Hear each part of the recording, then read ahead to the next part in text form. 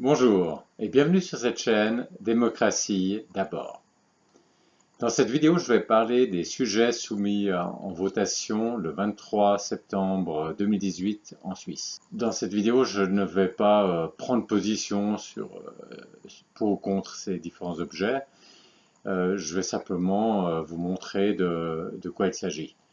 Donc c'est pas une vidéo qui est intéressante pour les Suisses qui auront déjà vu leur matériel de vote, mais elle est plutôt destinée aux Français ou aux francophones qui ne sont pas suisses, qui souhaiteraient voir plus concrètement en quoi consiste la démocratie directe en Suisse, quels sont les genres de questions. Donc là, il y aura trois questions soumises au vote. Et puis, comment ça se présente? On va regarder la documentation officielle. Alors maintenant, on va ouvrir la brochure officielle. Alors, je vais d'abord vous montrer rapidement la structure de la brochure officielle. Dans la première page ici, vous avez les titres des trois objets soumis en votation le 23 septembre 2018. Le premier objet concerne l'arrêté fédéral concernant les voies cyclables, les chemins et sentiers pédestres. Le deuxième objet, c'est l'initiative populaire pour des denrées alimentaires saines et produites dans des conditions équitables et écologiques. Plus brièvement dite, l'initiative pour des aliments équitables. Et le troisième objet, c'est aussi une initiative sur la politique agricole. C'est l'initiative populaire intitulée Pour la souveraineté alimentaire, l'agriculture nous concerne toutes et tous. Alors voilà, c'est la première page et les titres sont choisis, les titres des initiatives sont choisis par les initiants. Donc chacun sait que on ne peut pas réellement se fier au titre. Le titre est toujours vendeur et qu'il faut absolument regarder le détail de ces objets pour décider ce qu'on va voter. Alors maintenant, je vais passer aux pages suivantes. Là c'est la table des matières où vous voyez que pour le premier objet, il y aura une présentation brève de 2 pages, ici en page 4 et 5. Ensuite, il y aura une présentation plus en détail avec les arguments et puis le texte soumis au vote parce que finalement c'est un texte qui modifie la Constitution et vous aurez le texte lui-même qui est présenté. Et pour le deuxième objet, vous avez en bref en page 6 et 7, donc vous voyez que les descriptions en bref des différents objets se suivent. Après, plus loin, vous avez alors le détail pour ce deuxième objet, les arguments, le texte soumis au vote, et puis la même structure ici pour le troisième objet. Alors maintenant, je vais passer aux pages suivantes. Voilà, ça c'est en bref pour l'arrêté fédéral concernant les voies cyclables et les chemins et sentiers pédestres. Et de la structure, je ne vais pas prendre le temps de lire tout ce texte. Vous pouvez soit arrêter la vidéo et le lire là si vous le souhaitez, ou bien aller sur le lien que je vous donnerai, où vous pourrez directement accéder à ce document. Là, regardons juste la structure. Donc, vous avez une description du contexte. Ensuite, le projet lui-même, de quoi il s'agit. En fait, il s'agit d'une initiative et puis le Conseil fédéral a proposé un contre-projet et les initiants ont décidé de retirer leur initiative suite à ce contre-projet. Donc ça, c'est une possibilité pour les initiants. Ils peuvent, s'ils veulent, retirer. Pour cette votation sur les pistes cyclables, c'est pas l'initiative elle-même, puisqu'elle a été retirée, mais c'est le contre-projet uniquement qui est soumis au vote. Et le projet consiste à donner des compétences à la Confédération pour promouvoir les pistes cyclables.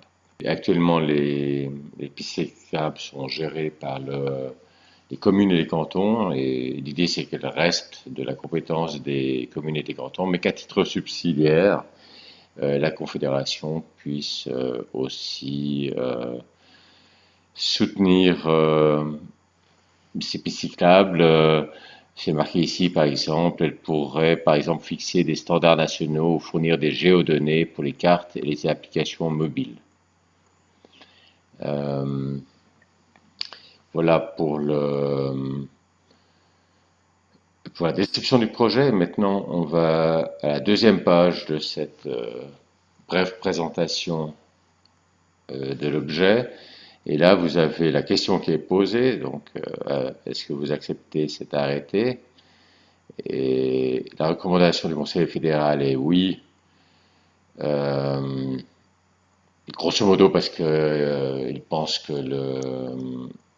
les pistes cyclables c'est une bonne chose, mais qu'en particulier ça augmente la sécurité des cyclistes, ça réduit donc les risques d'accident, et deuxièmement les gens qui sont en vélo ils sont pas sur la route ou dans les transports publics, donc c'est favorable, c'est favorable pour les autres transports, les deux autres modes de transport. Et puis par contre, il y a une minorité au Parlement qui a été contre. C'est parce qu'ils considèrent d'une part que ça va coûter cher, et d'autre part, cher donc à la Confédération, et d'autre part, et surtout probablement que c'est l'affaire des cantons et des communes et pas l'affaire de la Confédération. Et là, finalement, vous avez les votes au Parlement. Donc, vous savez qu'en Suisse, il y a un Conseil national qui représente la population, où les cantons sont représentés en fonction de leur population. Puis, il y a un Conseil des États où chaque canton a la même représentation. Chaque canton a 2 conseillers aux États. Et dans les 2 cas, il y a eu un net vote en faveur de cet arrêté, plus net au Conseil national qu'au Conseil des États. Voilà, donc là, vous avez la présentation en bref de cet arrêté. Et puis, dans les pages suivantes, vous allez avoir la présentation en bref des autres objets. Ici, du second objet d'initiative pour des denrées alimentaires saines et produites dans des conditions équitables et écologiques. Et la structure est la même, donc vous avez le contexte. Donc là, c'est une initiative. Et ensuite, le projet qui est décrit. Vous voyez, l'initiative exige que la Confédération promeuve des denrées alimentaires produites dans le respect de l'environnement et des animaux et dans des conditions équitables. Donc équitables pour les travailleurs. À cet effet, la Confédération devra fixer des normes pour la production suisse. Ces standards s'appliqueront en règle générale aussi aux denrées alimentaires importées et devront être mises en œuvre en partie immédiatement, en partie à plus long terme seulement. Donc ça c'est un point important, c'est que ces standards s'appliqueront aussi aux denrées importées. Et maintenant, donc, la question, c'est est-ce que vous acceptez cette initiative? Et la recommandation du Conseil fédéral et du Parlement, c'est de voter contre. Et là, vous voyez l'argumentation. Pour le Conseil fédéral et le Parlement, l'initiative est superflue. La Suisse s'engage déjà en faveur des denrées alimentaires sûres et produites de manière durable. Et puis, cette initiative peut entraîner des conflits avec des accords internationaux. Et le contrôle serait difficile. Ça, c'est lié au fait que les importations devraient satisfaire les mêmes conditions. Ça pourrait être problématique avec les accords internationaux et difficile aussi à contrôler à l'étranger. Ça, c'est donc la recommandation négative du Conseil fédéral et du Parlement. Et puis, le comité d'initiative est bien sûr favorable à son initiative euh, parce que ça encourage l'agriculture durable et améliore la qualité des denrées alimentaires importées. Euh, Ça donne un avantage concurrentiel aux denrées alimentaires régionales de saison, encourage des conditions de travail équitables, réduit le gaspillage alimentaire, renforce le bien-être des animaux et améliore la protection de la nature. Alors, on peut passer maintenant à la troisième question. L'initiative pour la souveraineté alimentaire, l'agriculture nous concerne toutes et tous. Nouveau, le même structure. Mais là, la description du projet, ça ressemble en partie à l'initiative précédente, euh, mais elle va simplement plus loin, c'est-à-dire que la Confédération serait obligée de prélever des droits de douane sur certains produits ou d'en interdire l'importation, et ces mesures seraient incompatibles avec les accords internationaux en vigueur. En tout cas, c'est le point de vue du Conseil fédéral euh, qui recommande de voter non à cette initiative. Les aliments renchérissent, les contribuables doivent financer la hausse de paiements en faveur de l'agriculture et les exploitations agricoles perdent leur liberté d'action. Et puis le oui, là les auteurs d'initiative veulent centrer la politique agricole sur une agriculture diversifiée, de petites paysanneries et indigènes. Ils sont d'avis que les aliments sont ainsi produits répondraient aux attentes sociales et environnementales de la population. Donc c'est le troisième objet est comme le deuxième, mais il va plus loin. On voit c'est pas tout à fait bien la différence juste en regardant ces descriptions brèves, mais il y a ensuite les descriptions plus en détail. Alors ici c'est la version plus en détail pour l'arrêté fédéral concernant les voies cyclables. Et là encore, je ne vais pas le lire, mais peut-être regardons juste la colonne de gauche. On parle de l'importance croissante des déplacements en vélo, l'idée de traiter les voies cyclables comme les chemins et sentiers pédestres qui sont déjà où la Confédération a déjà une compétence. Dans ce passage ici, on décrit aussi pourquoi quelle est la différence entre le contre-projet et puis l'initiative originale, qui a été donc retirée. Et la différence est que l'initiative voyait une obligation pour la Confédération de promouvoir les voies cyclables, tandis que le contre-projet donne la possibilité à la Confédération de soutenir les voies cyclables. Donc la différence, d'après ce qui est dit ici, c'est qu'avant, dans l'initiative, c'était une obligation et qu'ici, dans le contre-projet, c'est une possibilité. Ensuite, là, on montre un petit peu en détail qu'est-ce qui est rajouté dans la Constitution. C'est un texte constitutionnel, je joue sur l'article 88, et puis on a rajouté simplement, là où c'était marqué chemin et sentiers pédestres, on rajoute et voies cyclables. Et il y a un alinéa, le premier alinéa, et on rajoute et au réseau de voies cyclables, etc. Donc grosso modo, on rajoute dans un article qui concerne les chemins et sentiers pédestres, on rajoute les voies cyclables. Là, il y a l'idée que la Confédération n'interviendra qu'à titre subsidiaire, c'est un point important parce que la grande, disons le grand débat sur cette question, c'est de savoir, c'est pas tant de savoir est-ce que le vélo est bien ou pas bien, est-ce que ces pistes cyclables sont utiles ou pas, c'est surtout de savoir si c'est la Confédération qui doit s'en occuper aussi, ou si c'est uniquement les cantons et les communes. Alors, le texte prévoit, vous voyez ici dans l'ajout, ce faisant, elle respecte les compétences des cantons, donc il y a une intention d'expliciter le fait que la Confédération n'intervient qu'à titre subsidiaire et que, vous voyez ici la première phrase, la planification, la construction et l'entretien des voies cyclables resteront du ressort des cantons et des communes. Alors, et puis la Confédération leur apportera un soutien à titre subsidiaire.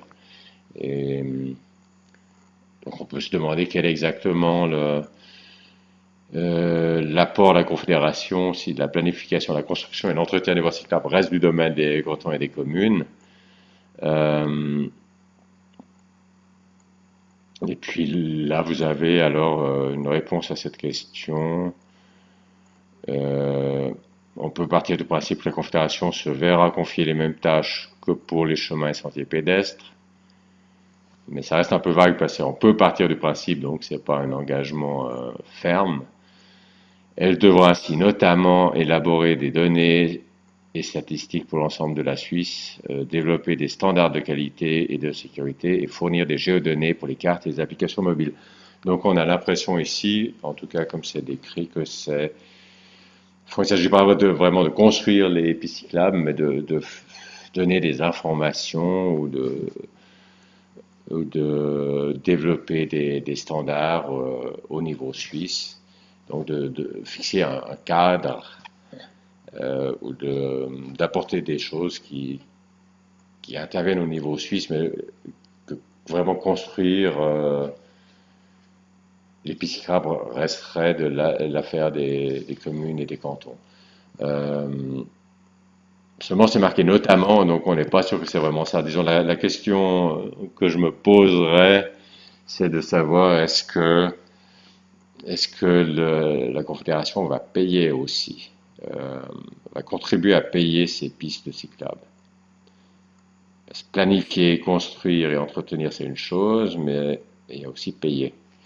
Et ça change beaucoup sur l'impact enfin le coût pour la Confédération. Si c'est juste des questions de géodonnées ou de développer des standards de qualité, etc.,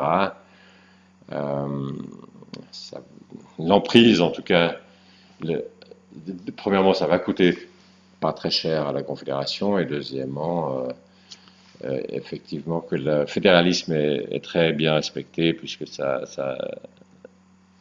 le cœur de l'activité sur les pistes cyclables reste du domaine des communes et des cantons.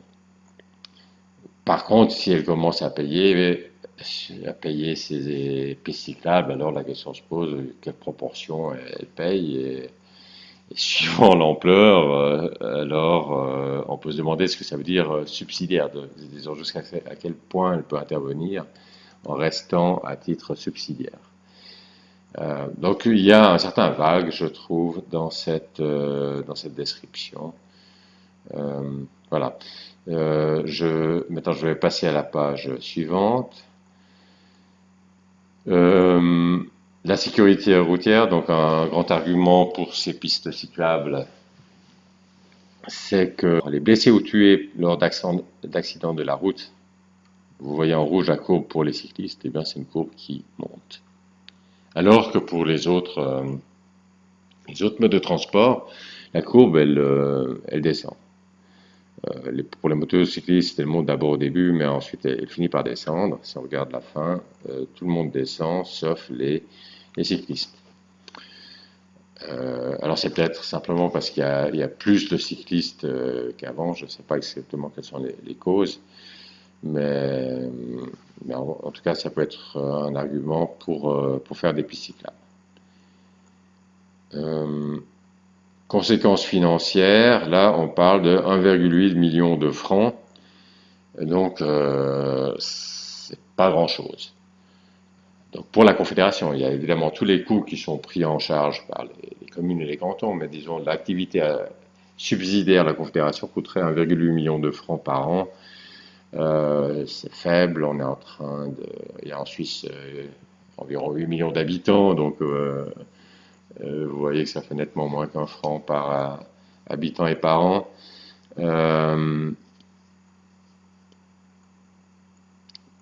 Maintenant, ce qui est vrai, c'est que dans ces brochures de la Confédération, il y a eu parfois des chiffres qui se sont révélés très faux. Et donc se pose la question de savoir si on peut croire ce 1,8 million de francs.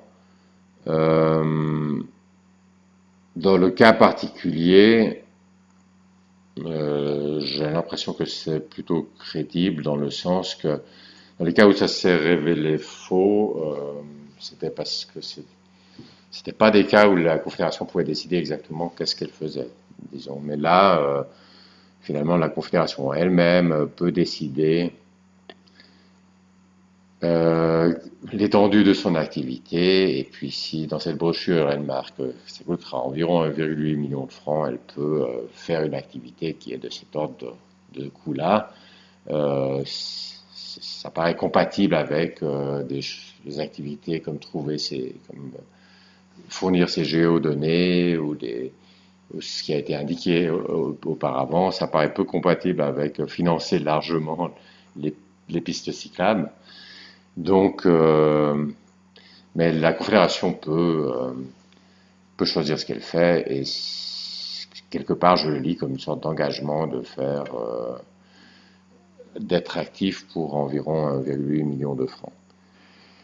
Voilà, ensuite sur cette page, il y a encore rejouée par la Confédération pour les chemins pédestres, dans la mesure où, enfin,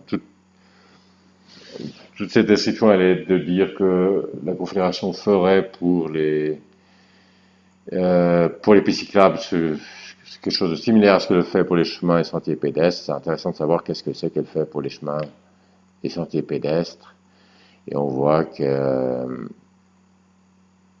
fait des analyses, elle développe des outils de planification, elle définit des standards, propose des services et conseils, de la formation. Elle contribue ainsi à ce que plus de 600 000 km de sentiers pédestres dans toute la Suisse soient entretenus correctement et dotés d'une signalisation uniforme. Donc elle contribue ainsi. Donc là, je ne vois pas disons directement de payer pour faire des sentiers pédestres, ce qui suggère vraiment qu'elle ne payera pas pour faire non plus des pistes cyclables. Et 1,8 million de francs, c'est la somme qu'elle dépense actuellement pour les sentiers pédestres. Donc, du moment qu'elle va faire la même chose, qu'elle sait ce qu'elle fait et qu'elle sait combien elle dépense pour les chemins pédestres, j'ai l'impression que dans ce cas-là, on peut relativement faire confiance à ce 1,8 million de francs par an. Et, et dans ce cas-là, disons, l'argument que ça coûterait cher à la Confédération euh, est, disons, objectivement discutable. Euh, Cet argument serait valable seulement si on craint qu'elle en fasse beaucoup plus que ça, parce que 1,8 million de francs, il est ici présenté dans la description, mais il n'est pas dans le texte de modification de la Constitution, qu'on verra plus tard. Ensuite, il y a les débats. Le Parlement a rejeté l'initiative, mais a adopté le contre-projet direct.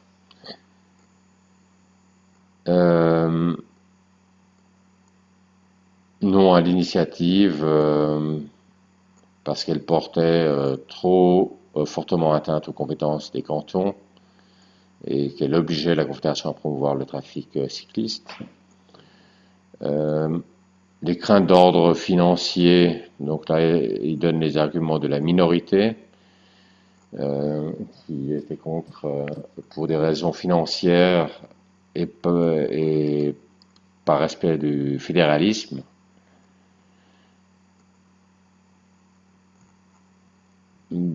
Donc voilà, on a de nouveau les votes, l'information a déjà été donnée. Ensuite, on a les arguments du Conseil fédéral, donc contribuer à la gestion de la mobilité, éviter les accidents. Ça fait pas de bruit et pas de gaz d'échappement. Le tourisme encourage les balades en vélo, donc c'est bon pour le tourisme aussi. C'est plus sûr et ça rend effectivement attrayant d'aller en vélo s'il y a des pistes cyclables. Donc la recommandation est oui. Marqué, il parle il parle ici de vélo électrique. Je ne vois pas ici une définition exacte de qu'est-ce qu'un vélo. C'est-à-dire que, bon, a priori, un vélo, tout le monde sait ce que c'est un vélo, mais disons, si les vélos électriques sont aussi des vélos, bien qu'ils aient un moteur électrique, on peut se demander où est exactement la limite entre le vélo et la moto, disons. Un vélo électrique semble être un vélo, semble être considéré ici comme un vélo, donc semble pouvoir utiliser les pistes cyclables. Est-ce qu'un vélo moteur serait aussi considéré comme un vélo, et où est exactement la limite avec les motos? L'argument ici selon lequel ça fait pas de bruit et pas de gaz et qu'il n'y a pas de gaz d'échappement suggère qu'un vélo électrique serait considéré comme un vélo, mais qu'un vélo moteur à essence ne serait pas considéré comme un vélo. Étant le fait qu'il n'y a pas de gaz d'échappement, c'est vrai, étant de l'électricité, il faut voir comment elle est produite. Et aussi, enfin, elle peut être d'origine fossile, il peut y avoir de l'électricité importée qui peut être d'origine fossile. Ici, maintenant, vous avez le texte soumis au vote. Donc, la partie centrale, c'est, bon, il y a le début pour dire qu'il y a eu une initiative et puis à la fin, c'est dit qu'elle va être soumise au vote. Mais la modification de la Constitution, c'est ce qui est écrit ici dans cette partie 1. Et alors, il a indiqué la Constitution est modifiée comme suit. C'est l'article 88, comme on l'a vu tout à l'heure. L'article 88 sur les chemins et sentiers pédestres et voies cyclables. La Confédération fixe les principes applicables au réseau de chemins et de sentiers pédestres et au réseau de voies cyclables. Elle peut soutenir et coordonner les mesures prises par les cantons et par des tiers visant à aménager et entretenir ces réseaux et à fournir des informations sur ceux-ci. Ce faisant, elle respecte les compétences des cantons. Elle prend ces réseaux en considération dans l'accomplissement de ses tâches. Elle remplace les chemins et sentiers pédestres et les voies cyclables qu'elle doit supprimer. Donc, on a vu déjà auparavant, grosso modo, c'est l'article sur les chemins et sentiers pédestres auquel on ajoute simplement les voies cyclables. Et pour la question centrale qu'on s'était posée de qu'est-ce que ferait exactement la Confédération, donc ça donne des compétences à la Confédération, mais qu'est-ce qu'elle ferait exactement? Vous voyez que c'est pas complètement clair. Elle respecte les compétences des cantons. Il y a quand même une certaine marge d'interprétation. Ça, c'est le côté donc subsidiaire. Il y a une certaine marge d'interprétation pour savoir jusqu'où elle peut aller tout en respectant les compétences des cantons. Vous voyez que le chiffre de 1,8 million n'est pas lui-même indiqué dans l'article, le nouvel article constitutionnel, ou l'article constitutionnel modifié. Voilà, donc ça c'est le texte. J'aurais peut-être préféré, j'ai tendance à aimer des textes très précis, et j'aurais certainement aimé que ce texte soit un peu plus précis, qu'on voie en tout cas un peu mieux ce que ferait la Confédération, et par exemple, qu'on donne une liste des activités qu'elle peut avoir. Par exemple, il y a eu dans la description avant, il y a eu une liste non exhaustive d'activités. Ce que je trouverais mieux, c'est si cette liste était inclue dans l'article constitutionnel, et s'il faut la compléter, qu'elle soit complétée, mais qu'on voie la liste complète finalement. Ce domaine des vélos et des pistes cyclables n'est pas quelque chose où il y a tellement de surprises qui peuvent arriver. On doit pouvoir dire exactement ce qu'on a en tête sur ce que devrait faire la Confédération. On doit pouvoir donner la liste complète de ces activités. Là, ça permettrait de juger beaucoup plus clairement dans quelle mesure la Confédération joue un rôle subsidiaire. Voilà, ça c'était pour les pistes cyclables. Et maintenant, je passe au deuxième objet. Donc je vais être plus bref sur ce deuxième objet, parce que là j'ai été long sur le premier objet pour que vous puissiez vraiment voir comment est structuré ce document que reçoivent les citoyennes et les citoyens. Ils ont ce document pour prendre leurs décisions. Il n'y a pas que ça, évidemment. Il y a aussi les informations données par les partis ou par les comités. Et il y a des débats dans les masses médias, etc. Donc il y a d'autres sources d'informations en plus de ça. Mais je voulais vous montrer un peu en détail en quoi consiste cette information. Euh, Juste un point, c'est que vous voyez ici, vous aviez les arguments du Conseil fédéral. Les arguments du Conseil fédéral, et puis après le texte, et c'était fini. Donc vous n'avez pas eu les arguments contre. Et les arguments contre ont été présentés dans la version brève. Tout au début, là, vous avez les arguments contre de la minorité du Parlement qui s'était opposée. Mais dans la partie plus longue, ici, vous avez les arguments du Conseil fédéral, uniquement, et après ça passe directement au texte soumis au vote. Et cette structure-là, elle est atypique. Je vais peut-être directement vous montrer comment c'est pour l'objet suivant. Alors c'est le contexte, but de l'initiative, différentes mesures, donc on vous fait une description. Après vous avez les arguments du comité d'initiative. Et ensuite, vous avez, là, vous voyez les arguments donc sur 2 pages, je reviens en arrière, les arguments sur 2 pages du comité d'initiative, et puis après, vous avez les arguments du Conseil fédéral aussi sur 2 pages. Donc, vous voyez que là, c'est très symétrique. Et ça, en général, c'est comme ça, la structure est très symétrique.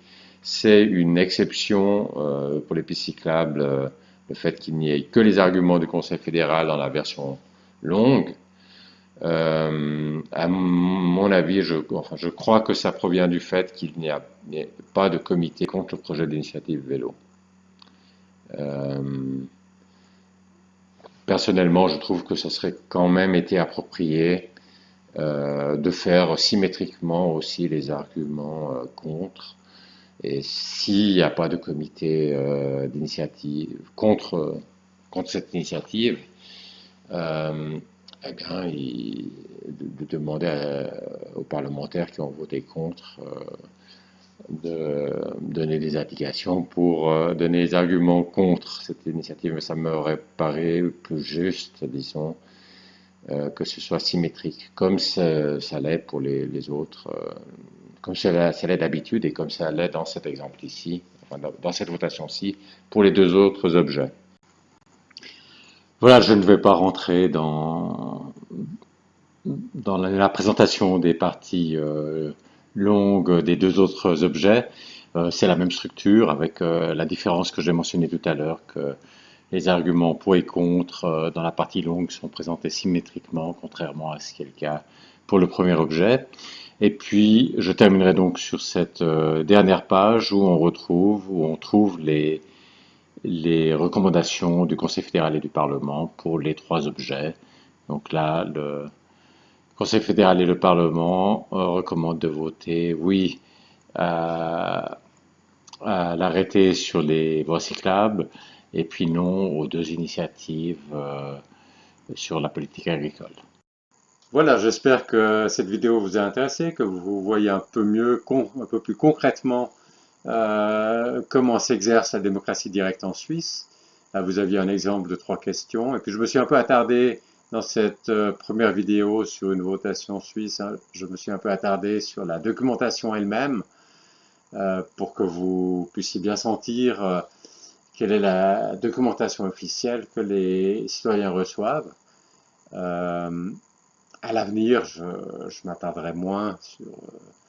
je passerai moins de temps à survoler ces documentations pour les prochaines votations. Voilà, ce que je dois encore rajouter avant de finir, c'est que il pourrait, c'était pas le cas dans mon canton, mais il pourrait y avoir aussi dans l'enveloppe des objets de vote cantonal qui se rajoutent à cet objet de vote fédéral, ou bien aussi même des objets de vote communal dans les communes qui sont pas trop petites. Les communes petites votent généralement à 20, à main levée dans des assemblées pour ce qui est des questions communales. Pour les communes plus grandes, il pourrait aussi y avoir donc une votation en même temps au niveau fédéral, cantonal et communal. Voilà, merci d'avoir regardé cette vidéo et à la prochaine.